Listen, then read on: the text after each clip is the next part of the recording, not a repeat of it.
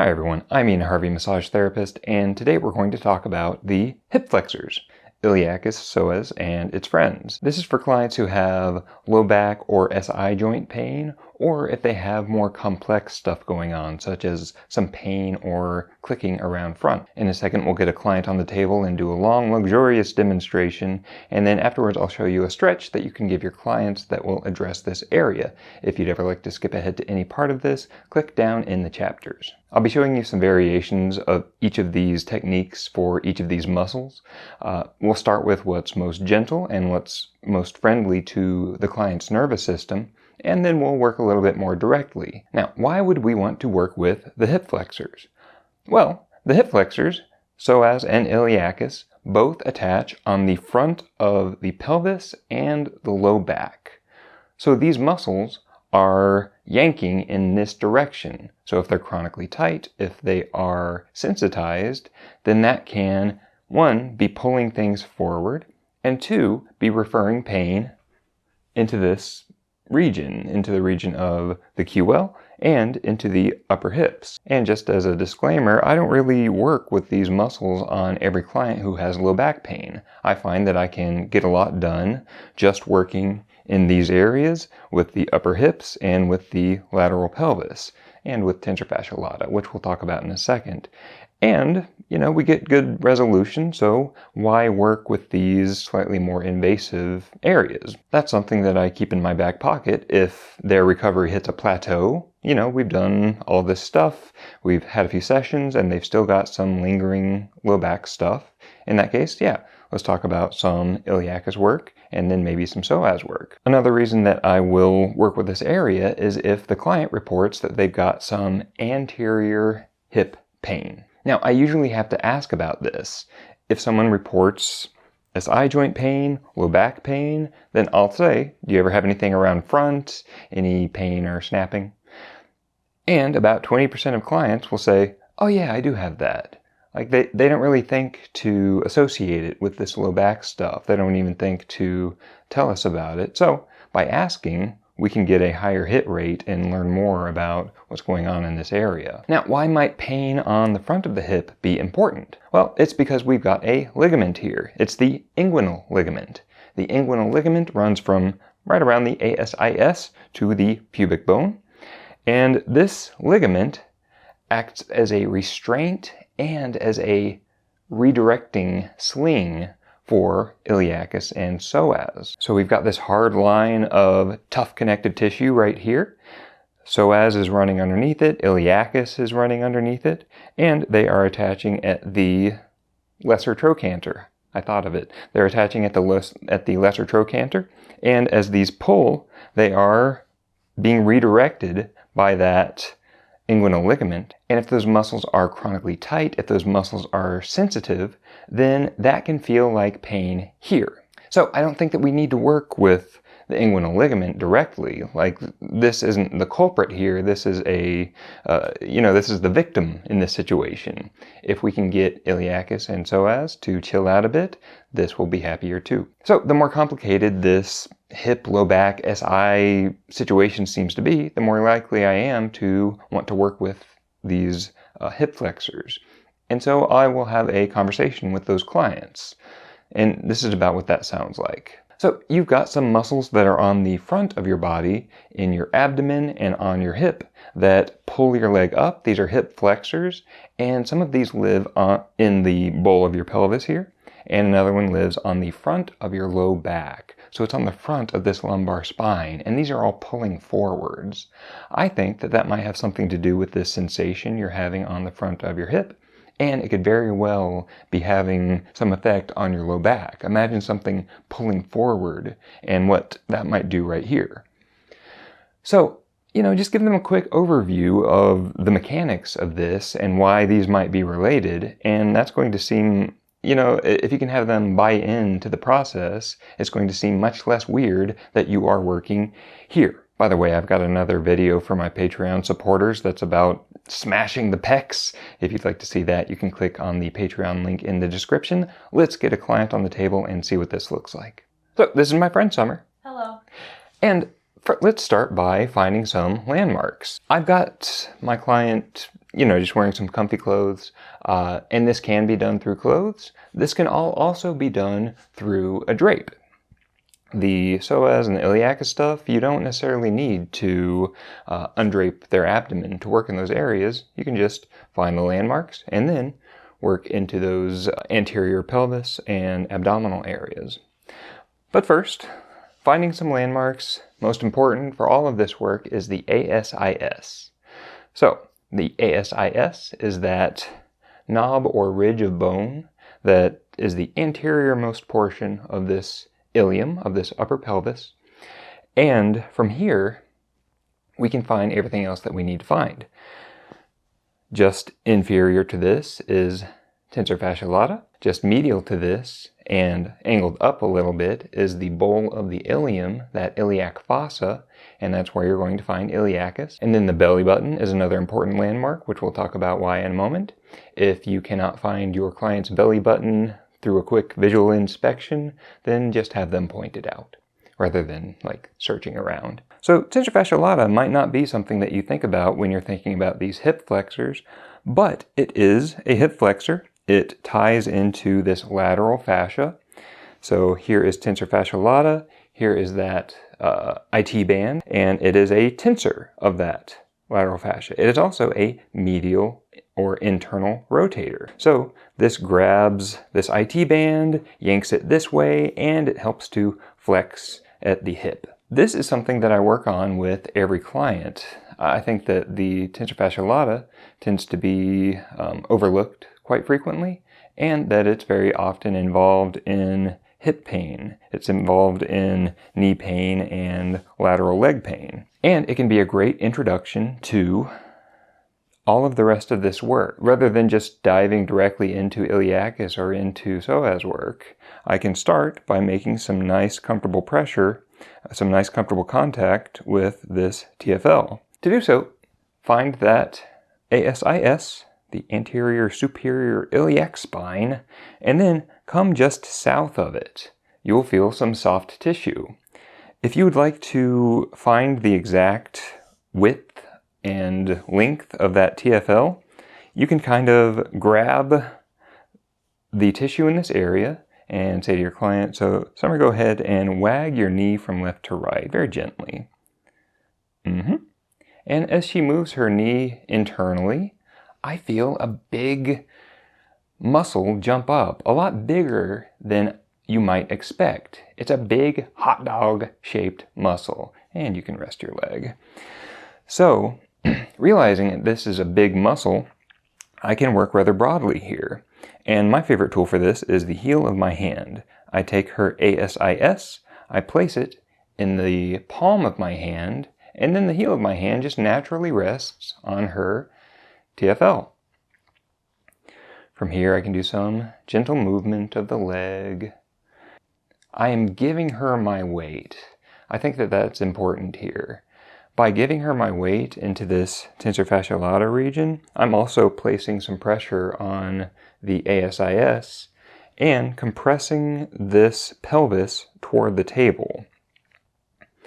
And that can feel kind of decompressive to the low back and to the hips. This can feel like a relief for people with low back stuff.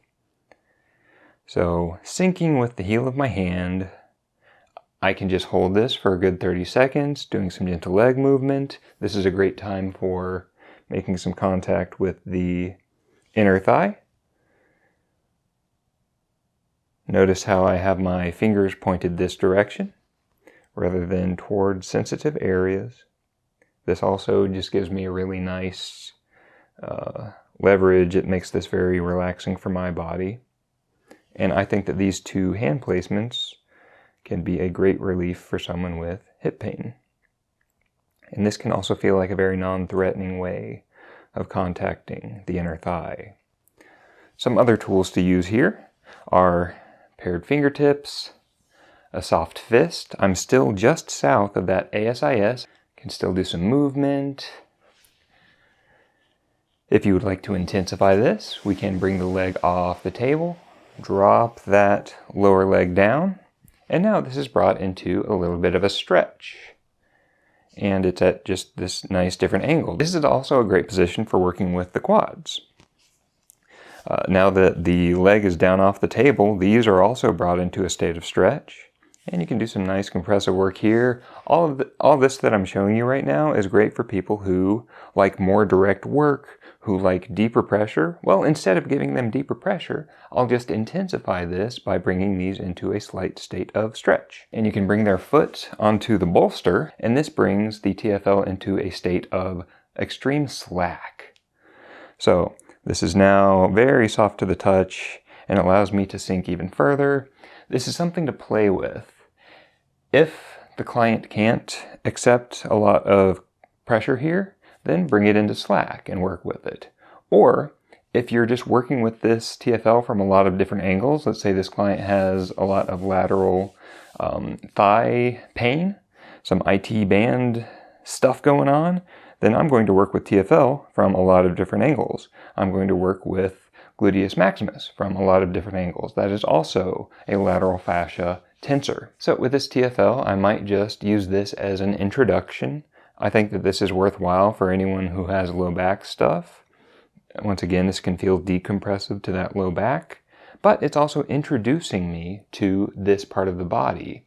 Instead of diving directly in to this bowl of the pelvis, instead, I've done a broader contact first, and I think that that's a more humane way of working with this infrequently contacted muscle. Now, to work with the iliacus, I usually do this seated. This can be done standing. First, I palpate for the ASIS. This is a little bit broader than you might think of. And here we're starting to get into the region of the inguinal ligament. So if you butt up against something that feels hard with your pinky here, that is not like a hard muscle that needs to be worked with. No, you're butting up against a ligament, and that doesn't need direct work. So we find this, and then we angle upward. We angle up toward her belly button. And then we can sink all these fingers toward the table and toward you, toward myself as the massage therapist. So I am hooking my fingers toward her iliac fossa, the bowl of the pelvis. I'm doing just a little bit of forward and back movement here. This isn't meant to be so much stripping or digging. This is actually meant to be soothing. This is a gentle introduction of this unusual contact. Remember, the iliacus is very rarely contacted, and give it give it time to adjust. So check in with your clients, make sure that, one, that they feel this, but two, that it's not too intense. I don't think that most clients need a lot of intensity here. This can be quite gentle and still be effective.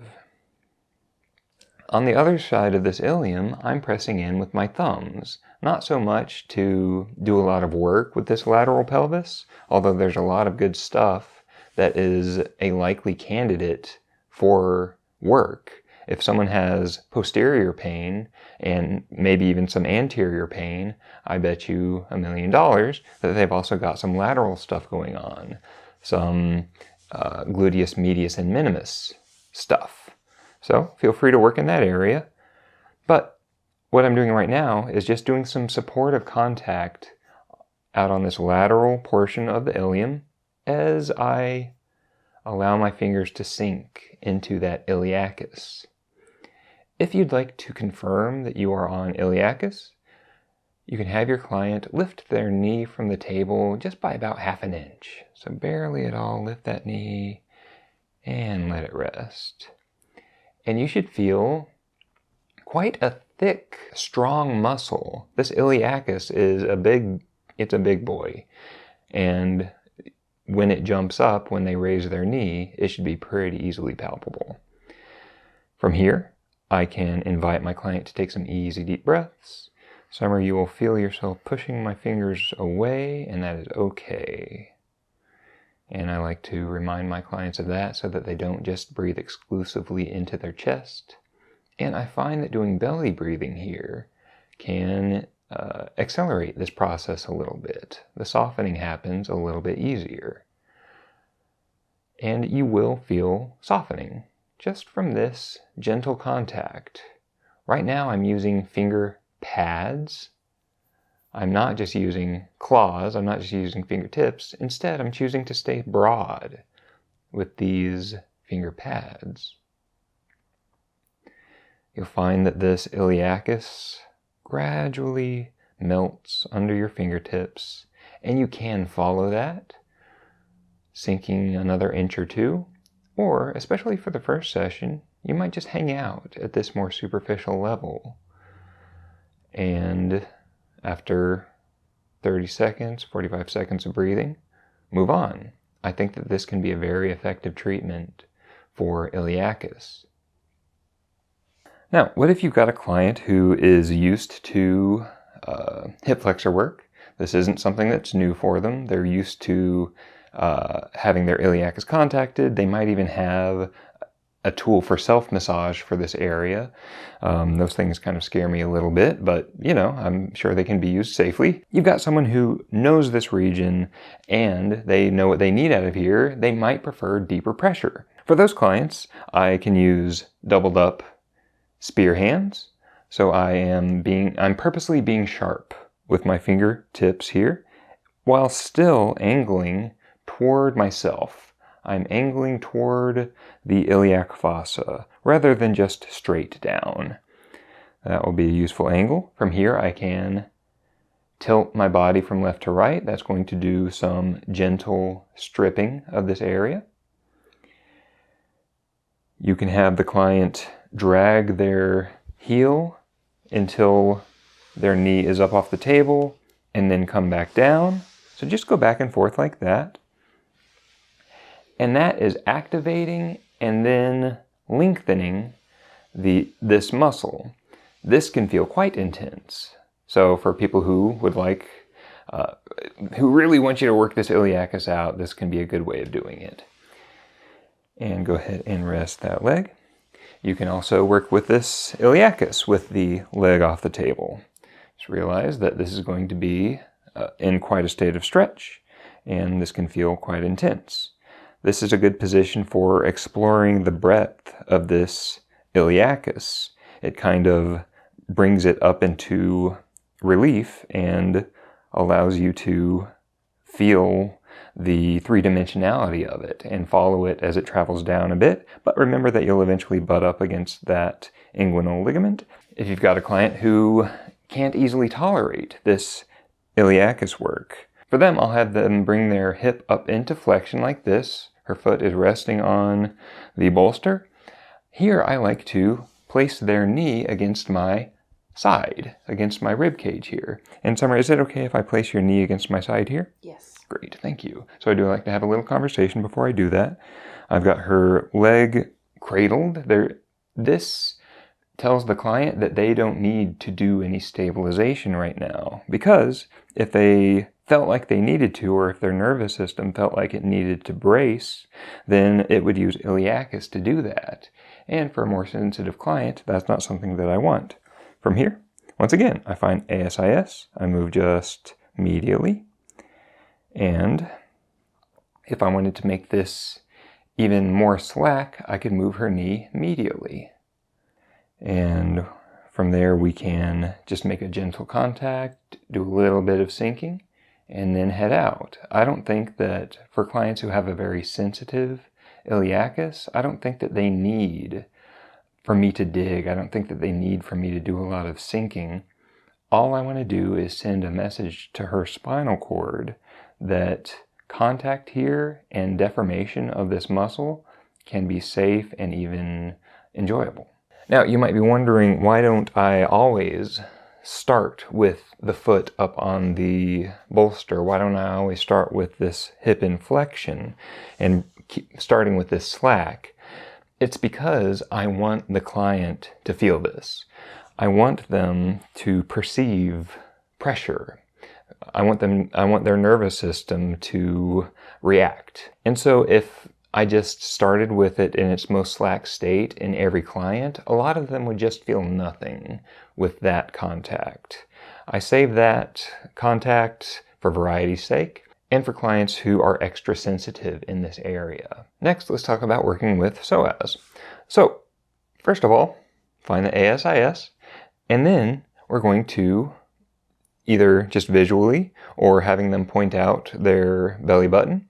Once we have these two landmarks, at the point in between these is right around where Psoas lives. Right here in this middle region, we can imagine a line right here. That is the edge of rectus abdominis. If I place the heel of my hand here and sink toward the table and maybe slightly medially, that is right on track to make contact with the area just to the side of the lumbar spine. And this is how I contact Psoas in the majority of my clients, especially clients who have not had a lot of work here, clients who are not very familiar with this kind of work. It's going to be exceptionally gentle. I can have one hand on top of the other, and just the weight of those two hands can be enough to allow that sinking to happen. From here, Summer, go ahead and take some easy deep breaths. You'll push my hand away, and that is A-okay. And that breathing is going to do a lot of this work for me. With each in-breath, my hands rise. With each out-breath, I just follow it down, and I might find that I can sink just slightly. Going up and down like this, you'll just millimeter by millimeter sink further and further toward the table.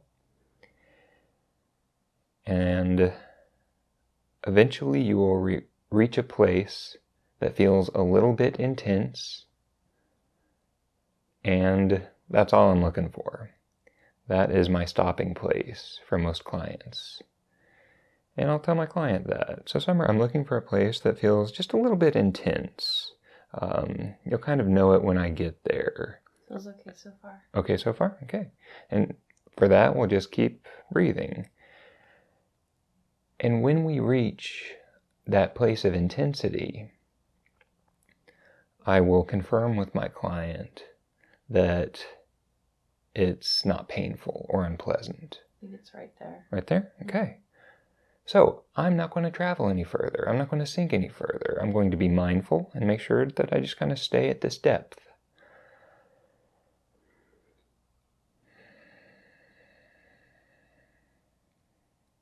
This is an excellent time for you as the massage therapist to take some easy breaths.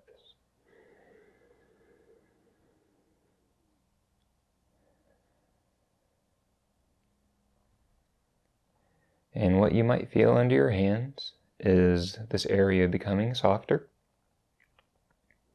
You might feel warmth beginning to grow. You might feel something energetic that you can't quite define. All of this is good stuff. And if you don't feel any of this stuff, just stick around for 10 or 15 breaths. Now, some caveats. While I'm here, especially on the left side of her body, I'm very likely to feel a pulse. That is the aorta, the abdominal aorta as it descends. And especially on that left side, if that pulse feels powerful, move a little bit laterally until it is less powerful. And just some other notes, I am sinking in with the heel of my hand here. My entire hand is present, but the rest of my hand is just kind of acting as a mother hand. It is offering comfort while the heel of my hand does this work. We could confirm that we are on Psoas by, and you don't have to do this, we could confirm that we are on Psoas by having the client raise their knee, but it's actually kind of difficult to have someone raise their knee without engaging their abdomen as well. So if we're in the region, I'm comfortable with just working with the nearby fascia. I think that that is a-okay. I've got no reason to want to be super specific with this. And indeed, a lot of our force here, a lot of our pressure is being spread out radially. It's being spread out outwards by the contents of the abdomen. So we are not just isolating one single muscle. No, we're working with a big broad swath of fascia, and that is okay. Now, how do I get out of this situation? I let her breathe me out. With each in-breath, I give up a little bit of my pressure, and I find that my hands come up toward the ceiling a little bit more. As she breathes in, I float a little bit more. As she breathes out, I don't follow her all the way back down. In other words, I'm giving up just another couple grams of pressure with each breath until eventually my hands are weightless, and this is just a laying on of hands. And eventually, my hands float away. And this is a technique unto itself. Rather than swooping out or flourishing out, I float up toward the ceiling. And this almost feels like negative pressure to this region. And it can be, I think that it has therapeutic value, but it also just feels cool. Now, let's say that you had a client who wanted deeper pressure here, or who has had a lot of psoas work in the past. Maybe they even do self work on their own psoas, and so doing that long, slow drop might be a little bit tedious for them. For those clients, I will do the sink a little bit faster, and I might use a slightly sharper tool, and it looks like this. It's 6 finger pads all together. So these finger pads still have a nice spread to them, and I can place it right between that belly button and the ASIS, and sink down toward the table and slightly toward the spine. This is another nice tool for this region. Another way of working with this psoas area is, rather than having them flat on their back, is to have them turn onto their side. You can have them scoot toward your side of the table just so that they're more easily accessible. And this moves their abdominal contents down toward the table. This is great for people who feel like they're having some digestive symptoms as you press into here, maybe gas, or people who feel it in their bladder, or this is just uncomfortable. Have them turn onto their side, and that shifts these contents, and suddenly we can sink in with these finger pads toward the spine. If your hands are big enough, you can sink in with your thumbs on the other side, just supportively. And once again, find that area of some interesting intensity that's not painful, and that can be how you contact this while in side lying. And just as a note, you can also work with Iliacus here, you can work with tensor fasciae latae here. So as long as you know where that ASIS is, all of these muscles are easily accessible. Now let's talk about some stretches for these hip flexors. I like to work with these areas first using massage, and then once I've done that, maybe the area is softened up a little bit, I think it's a great time to take them through a range of motion, maybe even giving them a little bit of stretch at the end.